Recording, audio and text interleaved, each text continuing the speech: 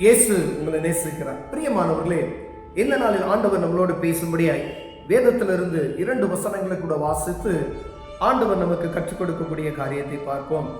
அது 1 கொரிந்தியர் புஸ்தகம் 15வது அதிகாரம் 33வது வசனம் 34வது வசனம் இப்படியாக சொல்லுகிறது: மோசம் போகாதிருங்கள்,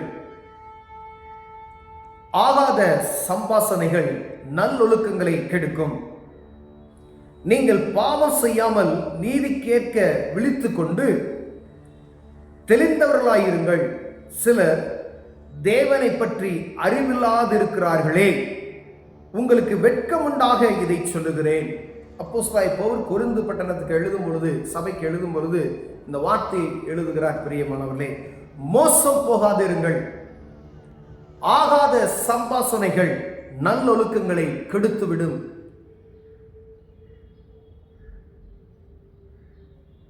எவனை விழுங்கலாம் என்று கெர்ச்சிக்கிற சிங்கம் போல பிசாசானவன் எங்கெங்கும் சுத்தி திரிகிறான். யாரை? ஆண்டவரை அறிந்து கொண்ட பிள்ளைகளை அவன் கெடுத்து போடும்படியாய் ஆகாத சம்பாசனைகள்.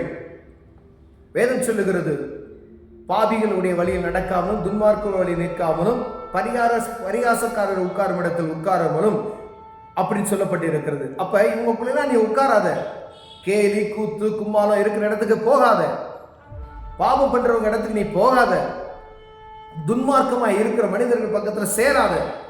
இப்படிப்பட்டதான காரியத்தில் நம்ம சேர்ந்து அவங்களோடு ஐக்கியம் வைத்திருப்போமே ஆனால் நம்முடைய ஒழுக்கக்கேடுகள் கெட்டு போகும் என்று வேதம் சொல்லுகிறது. பிரியமானவர்களே, ஒருவேளை ஃப்ரெண்ட்ஸ், ஒருவேளை வியாபாரம், ஒருவேளை என் குடும்பத்தினுடைய ஐக்கியம் அப்படின்னு சொல்லி நம்ம என்ன செஞ்சிருப்போம்? ஒரு லிங்க் வச்சிருப்போம்.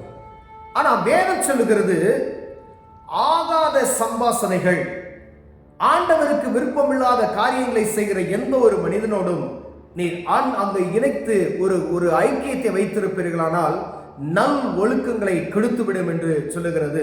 எச்சரிக்கையாய் இருங்கள் என்று சொல்லுகிறார். அதுல நீங்கள் பாவம் செய்யாமல் நீதிக்கென்று விழித்துக் கொண்டு,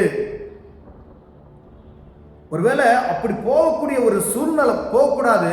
நல்லொழுக்கத்தை கெடுத்துரும், நீதிமான் என்ற பேரை கெடுத்து போட்டுரும். ஒரு மனிதனை பார்க்கும் பொழுதே அவனுடைய காரியங்களை பார்த்து அவர்கள் ஜட்ஜ்மெண்ட் பண்ணிடுவாங்க.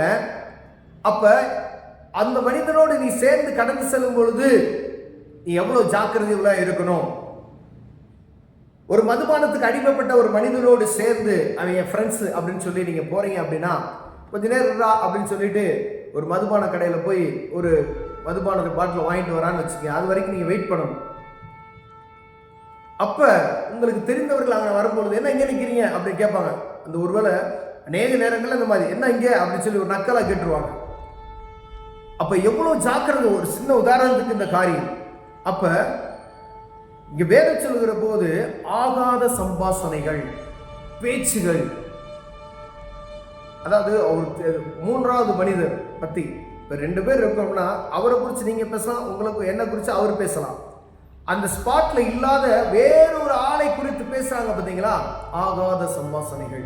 அங்கு பேசக்கூடிய அந்த உரையாடல்கள்லாம் நல் ஒழுக்கத்தை கெடுத்துவிடும் என்று வேதம் சொல்லுகிறது. நல் பழக்கங்களை நமக்கு எப்படிலாம் பக்தி விருத்திக்கு ஏதுவான வார்த்தைகளை பேசணும். கூடுமானால் 2 பேர் 3 பேர் சேர்ந்தோம் அப்படின்னா பக்தி விருத்திக்கு ஏதுவான வார்த்தைகள் அந்த இடத்துல பேசி அது நிமித்தம் தேவனுடைய மகிமை உண்டாகிறது.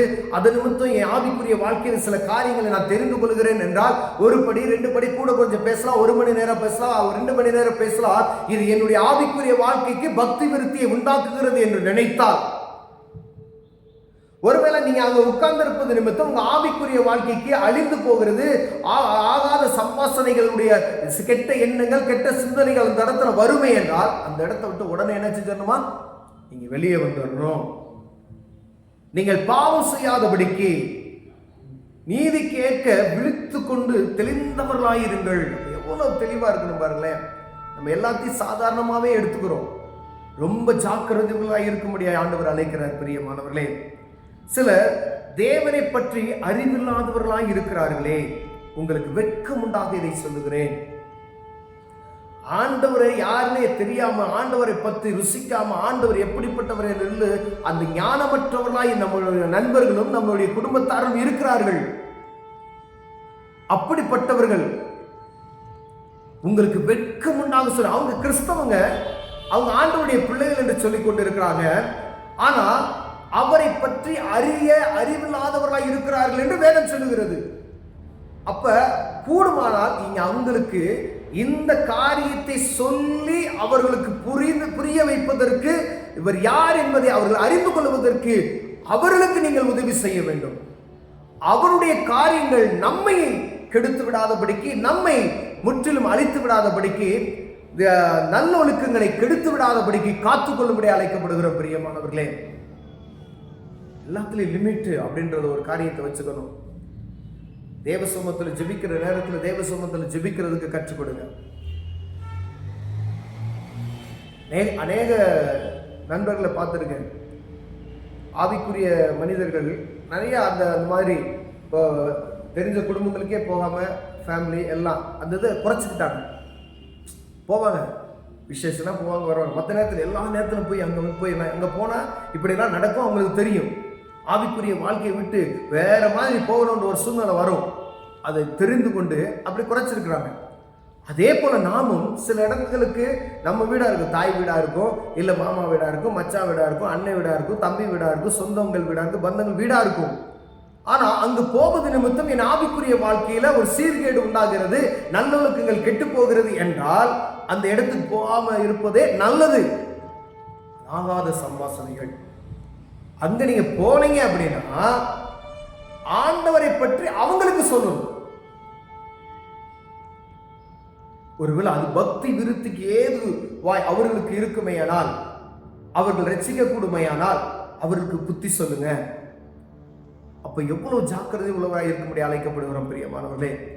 ஆண்டவர் உங்களோடும் என்னோடு பேசிக் கொண்டு இருக்கிறார். எந்த இடத்துக்கு போகணும், யாரோட சேரணும், யாரோட சேரக்கூடாது, எப்படிலாம் நடந்து கொள்ளணும் வேதம் தெளிவாக சொல்கிறது. மோசம் போகாதிருங்கள், கவனமாய் இருங்கள். ஏன்னா இது கடைசி காலமாய் இருக்கிறது.